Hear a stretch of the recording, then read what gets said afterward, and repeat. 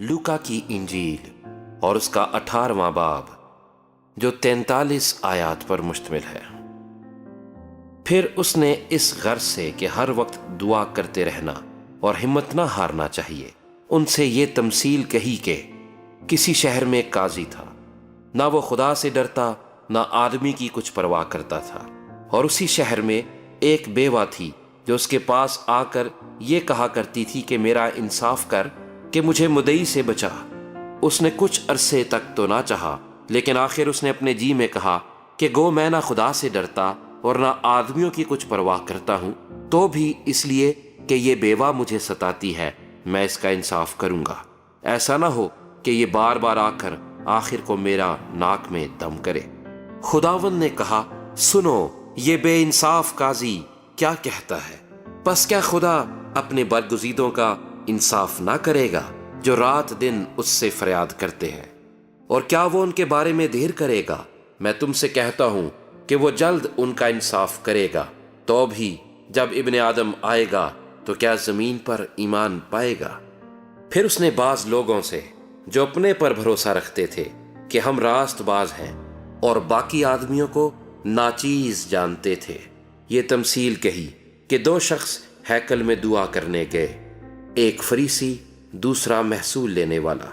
फरीसी खड़ा होकर अपने जी में यूं दुआ करने लगा कि ऐ खुदा, मैं तेरा शुक्र करता हूं कि बाकी आदमियों की तरह जालिम, बेइंसाफ, जिनाकार या इस महसूल लेने वाले की मानिंद नहीं हूं।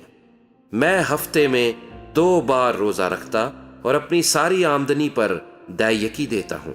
लेकिन महसूल लेने वाले ने दूर खड़े होकर इतना भी ना चाहा कि आसमान की तरफ आंख उठाए, बल्कि छाती पीट पीट कर कहा कि ऐ खुदा, मुझ गुनहगार पर रहम कर। मैं तुमसे सच कहता हूं कि ये शख्स दूसरे की निस्बत रास्तबाज ठहर कर अपने घर गया, क्योंकि जो कोई अपने आप को बड़ा बनाएगा वो छोटा किया जाएगा, और जो अपने आप को छोटा बनाएगा वो बड़ा किया जाएगा। फिर लोग अपने छोटे बच्चों को भी उसके पास लाने लगे ताकि वो उनको छुए, और शागिर्दों ने देखकर उनको झिड़का।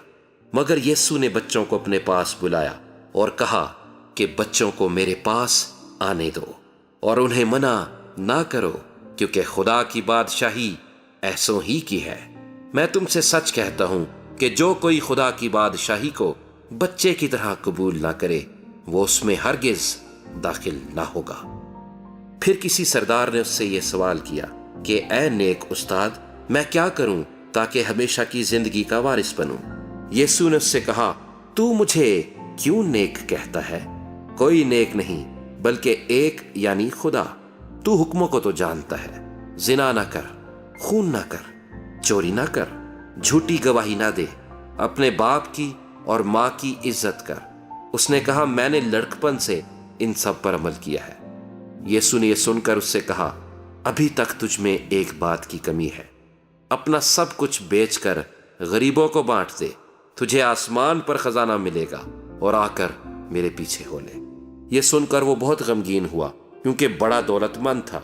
यीशु ने उसको देखकर कहा कि दौलतमंदों का खुदा की बादशाही में दाखिल होना कैसा मुश्किल है, क्योंकि ऊंट का सुई के नाके में से निकल जाना इससे आसान है कि दौलतमंद खुदा की बादशाही में दाखिल हो। सुनने वालों ने कहा, तो फिर कौन निजात पा सकता है?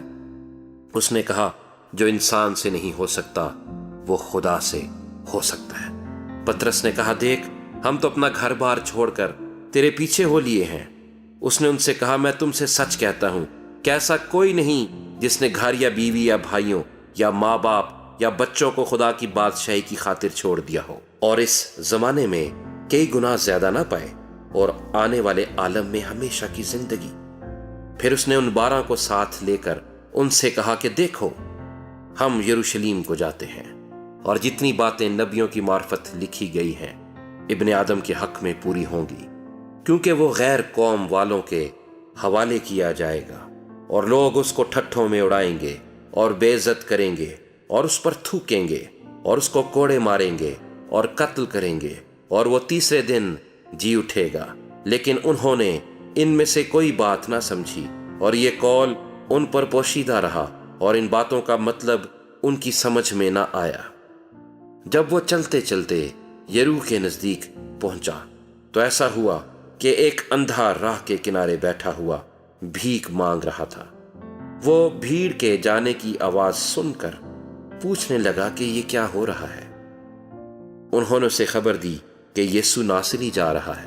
اس نے چلا کر کہا، اے یسوع ابن داؤد مجھ پر رحم کر۔